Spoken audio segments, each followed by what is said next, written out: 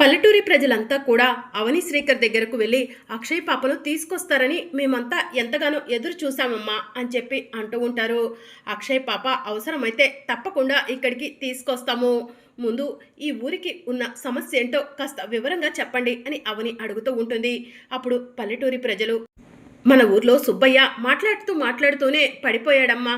ఏదైనా ఎండ వల్ల వడదెబ్బ కొట్టిందేమో అనుకున్నాము. కానీ కాసేపటికి ఒళ్ళంతా కూడా నలుపు రంగులోకి మారిపోయింది. ఆ తరువాత సూరమ్మ పొలంలో పడిపోయింది. ఆవిడ ఒళ్ళంతా కూడా కాసేపటికి నలుపు రంగులో మారిపోయింది. ముత్యాలమ్మ కొడుకు సుబ్బయ్య శవాలకోట నుంచి పరిగెత్తుకుంటూ వచ్చాడు. ఏదో చెప్పాలని ప్రయత్నం చేశాడు.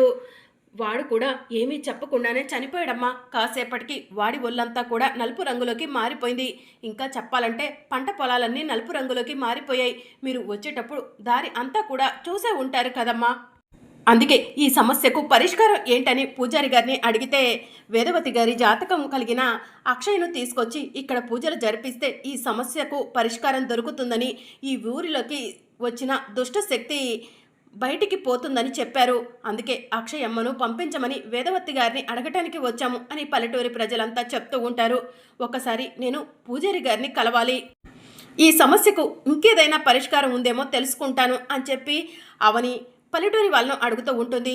ఈ వీధి చివరనే పూజారి గారి ఇల్లు ఉంటుందమ్మా, పద వెళ్దాం అని పల్లెటూరి ప్రజలు అవనిని శ్రీకర్ని తీసుకొని వెళ్తూ ఉంటారు. ఇదంతా కూడా వసీకర శవాల కోటలో కూర్చొని చూస్తూ ఉంటుంది. అవని, ఊరిలోకి ప్రవేశించావు, ఊరిలో ఉన్న సమస్యల గురించి తెలుసుకున్నావు. ఇప్పుడు ఊరిలో ఉన్న సమస్యలు నిజమని నువ్వు నమ్మాలంటే నేను నీ కళ్ళ ముందే ఇంకొక సమస్యను సృష్టించాలి అని వసీకర మనసులో అనుకుంటూ వెంటనే తన మంత్రశక్తితో వెళ్ళు, పూజారి గారి ఇంట్లో సమస్య సృష్టించు, ఆ అవని భయపడిపోవాలి అని చెప్పి చెప్తూ ఉంటుంది. దాంతో అవని వాళ్ళు పూజారి గారి ఇంటి దగ్గరకు వెళ్ళేసరికి పూజారి గారి ఇల్లు తగలబడిపోతూ ఉంటుంది. అయ్యయ్యో, పూజారి గారు ఇంట్లోనే ఉన్నట్టున్నారు, పూజారి గారి ఇంటితో సహా దహనం అయిపోతుంది, ఇదంతా కూడా దుష్టశక్తి ప్రభావమేనమ్మా అని పల్లెటూరి ప్రజలు అవనికి చెప్తూ ఉంటారు. అవని అదంతా చూసి ఒక్కసారి షాక్ అవుతుంది. ఇక అవని షాక్లో ఉండేసరికి వసీకర శవాల కోటలో ఉండి సంతోషపడుతూ ఉంటుంది. అవని, ఏం చేయాలో అర్థం కావట్లేదు కదా, ఖచ్చితంగా నీ కూతుర్ని పల్లెటూరికి తీసుకొస్తావు, ఈ సమస్యను పోగొట్టాలని చూస్తావు, కానీ నీ కూతురు ఇక్కడ శవం అవుతుంది. ఒసే అక్షయ, నీ రాక కోసమే ఎదురు చూస్తున్నానే, నువ్వు రాగానే నిన్ను బలిదానం ఇచ్చేస్తానే అని చెప్పి వసీకర మనసులో అనుకుంటూ ఉంటుంది. ఇక అవని పల్లెటూరి వాళ్ళతో, మీరెవరూ భయపడకండి, ఒక్కసారి ఊరంతా కూడా పరిశీలించి వస్తాను అని చెప్పి చెప్తూ ఉంటుంది. సరేమ్మా అని చెప్పి పల్లెటూరి ప్రజలు అంటారు. అవని శ్రీకర్ ఇద్దరూ కలిసి ఊరంతా కూడా పరిశీలిస్తూ ఉంటారు. అవని, ఊరిని పరిశీలించడం ఇక్కడ సమస్యకు పరిష్కారం కాదు, దుష్టశక్తి ఎలా ఉంటుందో ఊరి వాళ్ళు కూడా చూడలేదు, అది చిన్న చీమలా ఉండొచ్చు, ఇంకెలాగైనా ఉండొచ్చు, మనం ఈ సమస్యకు పరిష్కారం చూపించాలంటే అక్షయ్ను తీసుకురావటం తప్ప ఇంకేం చేయలేము అని శ్రీకర్ చెప్తూ ఉంటాడు. బావా, ఊరిని పరిశీలిద్దాం, ఈ సమస్యకు ఏదో ఒక పరిష్కారం దొరకవచ్చు అని అవని అంటుంది. ఇక అవని శ్రీకర్ ఇద్దరు కూడా ఊరంతా కూడా పరిశీలిస్తూ ఉంటారు. అప్పుడు అవనికి శవాల కోట కనిపిస్తుంది. బావా, అటు చూడు, మనం గతంలో ఈ పల్లెటూరికి ఎన్నోసార్లు వచ్చాము, కానీ ఇది ఎప్పుడూ చూడలేదు, నువ్వేమైనా చూసావా బావా అని అవని అడుగుతూ ఉంటుంది. నేను కూడా చూడలేదు అవని అని శ్రీకర్ చెప్తూ ఉంటాడు. ఇంకా అప్పుడే అటుగా ఒక పెద్దావిడ వస్తూ ఉంటుంది. ఆవిడ అవనిని చూసి నమస్కారం అమ్మా అని చెప్పి చెప్తూ ఉంటుంది. అక్కడ ఉందే ఆ కోట ఏంటి అని చెప్పి అవని అడుగుతూ ఉంటుంది. అది శవాల కోటమ్మా, దాని గురించి ఏదో కథ ఉందని అందరూ చెప్తుంటారు, కానీ నాకు కూడా సరిగా తెలియదమ్మా, సూర్యాస్తమయానికి అర్ధగంట ముందే ఇటువైపు ఎవరూ కూడా రామమ్మా, మీరేంటి ఇక్కడున్నారు, మాలాంటి వాళ్ళకంటే తప్పదు, మేము కట్టెలు కొట్టుకోవడం కోసం ఈ అడవి వైపు వస్తాము, మీరు ఇక్కడ ఎందుకున్నారమ్మా, ఇక్కడ ఉంటే మీకు సమస్యలు వస్తాయి, పదండమ్మా అని ఆ పెద్దావిడ అవనికి చెప్తూ ఉంటుంది. అసలు మీకు ఆ కోట గురించి ఏం తెలుసు అని అవని అడుగుతూ ఉంటుంది. దాని పేరు శవాల కోటమ్మ, అందులో దెయ్యాలు భూతాలు ఉంటాయంట. ఈ మధ్య ముత్యాలమ్మ కొడుకు చనిపోయాడు కదా, ఈ శవాల కోటలో ఏదో రికార్డ్ చేశాడంట ఫోన్లో, ఆ రికార్డ్ని అందరికీ చూపించాలని వస్తూ అతను రక్తం కక్కుకొని చచ్చిపోయాడమ్మా, అతని చేతిలో ఫోను ఇక్కడే ఎక్కడో పడిపోయిందంట, ఆ ఫోన్ కోసం అందరూ చాలా వెతికారు, ఎవరికి కూడా కనిపించలేదమ్మా అని ఆ పెద్దావిడ అవనికి చెప్తూ ఉంటుంది. పదండమ్మా, ఇక్కడ ఉండటం అంత మంచిది కాదు అని ఆవిడ చెప్తూ ఉంటే, మీరు వెళ్ళండి, మేము కూడా వస్తాము అని చెప్పి అవని అంటుంది. సరేనమ్మా, జాగ్రత్త అని ఆ పెద్ద ఆవిడ అక్కడి నుంచి వెళ్ళిపోతుంది. పద బావా, ఒకసారి మనం ఆ శవాల కోటలోకి వెళ్ళి వద్దాం అని చెప్పి అవని అంటుంది. వద్దవని, అది చాలా డేంజరస్ ప్లేస్ అని అందరూ చెప్తున్నారు. నువ్వు ఇక్కడికి వచ్చింది సమస్యను పోగొట్టడానికి, నీకు సమస్య తెచ్చుకోవడానికి కాదు అని శ్రీకర్ చెప్తూ ఉంటాడు. సరే అయితే బావా, మనం అలా వెతుక్కుంటూ వెళ్దాము. ముత్యాలమ్మ కొడుకు ఏదో వీడియో రికార్డ్ చేశాడని ఆ ఫోన్ ఇక్కడే ఎక్కడో పడిపోయిందని ఆవిడ చెప్పింది కదా, ఆ ఫోన్ మనకేమైనా దొరకొచ్చు, వెతుకుదాం బావా అని అవని అంటుంది. సరే అవని అని శ్రీకర్ అంటాడు. శ్రీకర్ అవని ఇద్దరూ కలిసి ఆ అడవి అంతా కూడా వెతుకుతూ ఉంటారు. అప్పుడు అమ్మవారి విగ్రహం కనిపిస్తుంది. బావా అటు చూడు, అమ్మవారు, పద వెళ్ళి నమస్కారం చేసుకుందాం అని అవని అంటుంది. ఇక అవని శ్రీకర్ ఇద్దరు కలిసి అమ్మవారి విగ్రహం దగ్గరకు వెళ్తారు. అమ్మవారికి దండం పెట్టుకుంటూ ఉంటారు. అమ్మ భవాని, ఆ దుష్ట శక్తి ఏదో నాకు కనపడేలా చెయ్యి, దాన్ని నేను ప్రారదోల్తాను అని అవని అమ్మవారికి నమస్కారం చేసుకొని కళ్ళు తెరిచేసరికి ఎదురుగా ఫోన్ కనిపిస్తూ ఉంటుంది. బావా ఫోన్ అని చెప్పి అవని అంటుంది. శ్రీకర్ ఫోన్ తీస్తాడు. బావా, ముత్యాలమ్మ కొడుకు ఏదో ఫోన్లో దెయ్యాల కోటలో జరిగింది రికార్డ్ చేశాడని ఆ పెద్దావిడ చెప్పింది. ఆ ఫోన్ ఇదేనేమో బావా అని అవని అంటుంది. సరే ఓపెన్ చేద్దాం అవని అని శ్రీకర్ అంటాడు. అవని ఫోన్ ఓపెన్ చేస్తూ ఉంటుంది. బావా ఫోన్ ఓపెన్ అవ్వట్లేదు అని అవని శ్రీకర్కి చెప్తూ ఉంటుంది. ఇలా ఇవ్వు అని శ్రీకర్ కూడా ఫోన్ ఓపెన్ చేయడానికి ట్రై చేస్తూ ఉంటాడు. అవని, ఫోన్కి ఏదో వైరస్ వచ్చినట్టుంది, సిటీకి వెళ్ళాక ఏదైనా మొబైల్ షాప్లో చెక్ చేపిద్దాము, ఈ ఫోన్లో ఏముందో చూద్దాము అని శ్రీకర్ అంటాడు. ఖచ్చితంగా ఆ దుష్ట శక్తికి సంబంధించిన ఏదో ఒక ఆధారం ఈ ఫోన్లో ఉంటుందని నా మనసు చెప్తుంది బావా అని అవని అంటుంది.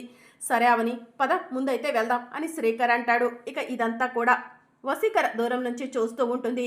అవని, నీ మనసులో భయం మొదలైంది, నీ కూతుర్ని తీసుకొస్తావు, నీ కూతుర్ని తీసుకొచ్చి ఇక్కడ బలిదానం చేస్తావు, చూస్తూ ఉండు అని వసీకర మనసులో అనుకుంటూ ఉంటుంది.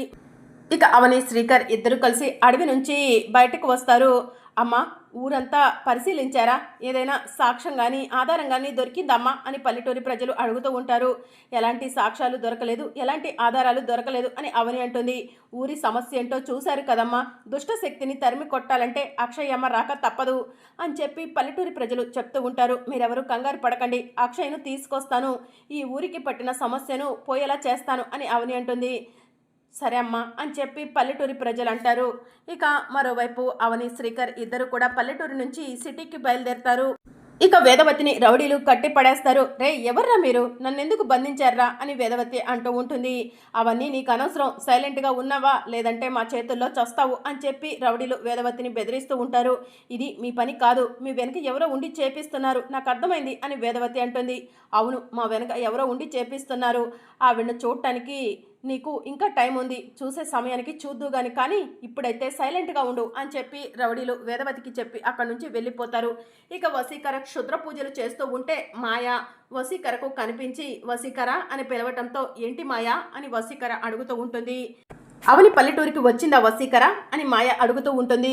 వచ్చింది, ఊరిలో సమస్య గురించి తెలుసుకుంది, అవనికి భయం పుట్టించేలా మరో కొత్త సమస్యను అవని కళ్ళ ముందు చూపించాను అని చెప్పి వసీకర చెప్తూ ఉంటుంది.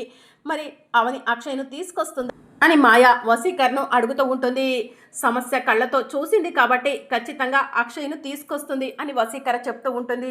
ఆ అవనికి నా పైన అనుమానం వచ్చింది వసీకర, నేను రెడ్ హ్యాండెడ్గా ఆ అవనికి దొరికిపోయాను, కానీ ఏదో ఒకలా మేనేజ్ చేసి తప్పించుకున్నాను.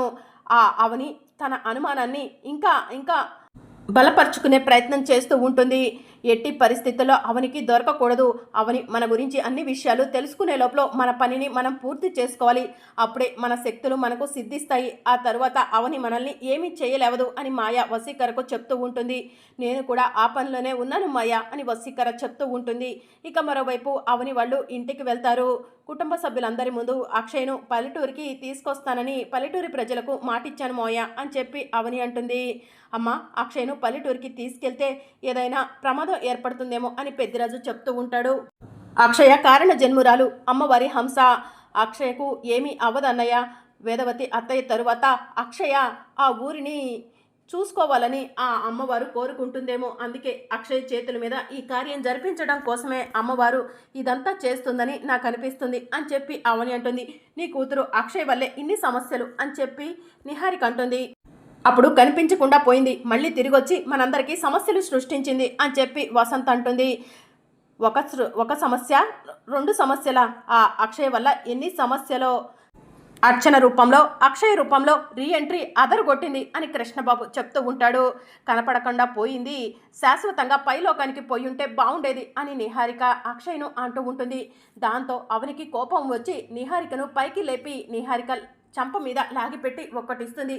నా కూతురు నీకు ఏం అన్యాయం చేసిందే? నా కూతుర్ని ఎందుకే అన్ని మాట్లాడుతున్నావు? నా కూతురు వైద్యురాల్లాగా కొంతమందికి ప్రాణాలు పోసింది, వేదం చదువుకొని ఎంతోమందికి ఎన్నో కార్యక్రమాల్లో సహాయం చేసింది. 1 కాదు 2 కాదు, నా కూతురు గురించి చెప్పుకుంటే చాలానే ఉన్నాయి. అలాంటి నా కూతుర్ని నోటికొచ్చినట్టు మాట్లాడటానికి నీకు సిగ్గుగా లేదా అని చెప్పి అవని అంటుంది. ఏదో మాట వరుస కంటే అంతలా కొడతావా అవని అని కృష్ణబాబు అంటాడు. అదే మాట నువ్వంటే నిన్ను కూడా కొడతానన్నయ్య అని శ్రీకర్ అంటాడు. ఏంట్రా అన్నయ్యను కొడతావా అని చెప్పి వసంత అంటూ ఉంటుంది. నా కూతుర్ని ఎవరు ఏమన్నా కూడా ఊరుకోను అని చెప్పి శ్రీకర్ అంటాడు. ఇంకా అప్పుడు ఒరే శ్రీకర్, మొన్నటి వరకు వీళ్ళతో కలిసి నువ్వు కూడా అక్షయ్ను నోటికొచ్చినట్టు మాట్లాడావు కదరా, వీళ్ళకు అవే అలుసైపోయింది, అందుకే నోటికొచ్చినట్టు మాట్లాడుతున్నారు అని పెద్దిరాజు చెప్తూ ఉంటాడు. అమ్మ అవని అక్షయ్ను పల్లెటూరికి తీసుకెళ్లటం వల్ల ఏదైనా సమస్య వస్తుందేమో, చిన్నపిల్లను తీసుకెళ్లి ప్రమాదంలో పడేయటం ఎందుకు అనిపిస్తుందమ్మా అని ప్రసాదరావు చెప్తూ ఉంటాడు. మావయ్య, పల్లెటూరి సమస్యను తీర్చడానికి అక్షయ ఒక్కటే ముఖ్యం. అక్షయకు అక్కడ ప్రమాదం జరుగుతుందా లేదా తెలుసుకోవాలంటే ముందు మనం తాళపత్ర గ్రంథాలు చదవాలి అని చెప్పి అవని అంటుంది. అవును, తాళపత్ర గ్రంథాలను అక్షయ్ చేత చదివిద్దామమ్మా అని పెద్దిరాజు అంటాడు. వద్దు, ఇంకెవరితోనైనా చదివిద్దాం అని చెప్పి అవని అంటుంది. ఎందుకు అవని? అక్షయ్ తాళపత్ర గ్రంథాలు చదవగలదు కదా అని శ్రీకర్ అంటాడు. చదవగలదు, కానీ తాళపత్ర గ్రంథాల్లో ఏదైనా రాసి ఉంటే అక్షయ్ భయపడిపోతుంది బావా, అందుకే వేరెవరితోనైనా చదివిద్దాం అని అవని అంటుంది. రేపు రాబోయే అప్కమింగ్ ఎపిసోడ్లో ప్రసాదరావు అలాగే పల్లెటూరి ప్రజలు అందరూ కూడా అవని వాళ్ళ కోసం ఎదురు చూస్తూ ఉంటారు. అప్పుడే అవని వాళ్ళ కారు పల్లెటూరికి వస్తుంది. అవని తన కూతుర్ని తీసుకొని వచ్చింది అని ప్రసాదరావు పల్లెటూరి ప్రజలకు చెప్తూ ఉంటాడు. ఇక అవని కారు దిగుతుంది. అవని చేతిలో అమ్మవారి విగ్రహం ఉంటుంది. అవనమ్మ ముందు జాగ్రత్తతో ఆలోచించి అమ్మవారిని కూడా తీసుకొచ్చింది అని పల్లెటూరి ప్రజలు చెప్పుకుంటూ ఉంటారు. ఇక శ్రీకర్ తాళపత్ర గ్రంథాలు తీసుకొని కారు దిగుతాడు. అమ్మ అక్షయ, నీకోసం ఊరంతా కూడా 1000 కళ్ళతో ఎదురు చూస్తున్నారు రామ్మ అని చెప్పి అవని అంటూ ఉంటుంది. అప్పుడు అక్షయ కారులో నుంచి దిగుతూ ఉంటుంది. అక్షయకు బదులుగా అర్చన కారులో నుంచి దిగుతుంది. ఊరి వాళ్ళు ప్రసాదరావు, నిహారిక, కృష్ణబాబు అందరూ కూడా అర్చనను చూసి షాక్ అవుతారు. ఇదేంటి, అక్షయ్ అమ్మను అవనమ్మ తీసుకొస్తుందంటే అర్చనను తీసుకొచ్చింది అని పల్లెటూరి ప్రజలు అనుకుంటూ ఉంటారు. అమ్మ అక్షయ రామ్మ, ఊరికి పట్టిన దుష్ట శక్తిని తరిమి కొట్టి ఊరి వాళ్ళందరూ సంతోషాన్ని మిగుల్చుదు గాని అని చెప్పి అవని అంటుంది. ఇక అవని, శ్రీకర్, అర్చన ముగ్గురు కలిసి నడిచి వెళ్తూ ఉంటారు. ఊరి వాళ్ళు, కుటుంబ సభ్యులు షాక్లో ఉంటారు. మరి అప్కమింగ్ ఎపిసోడ్లో ఏం జరగనుందో తెలుసుకోవాలనుకుంటున్నారా? అయితే ఛానల్ను సబ్స్క్రైబ్ చేసుకొని సపోర్ట్ చేయడం మర్చిపోకండి. Thank you for watching.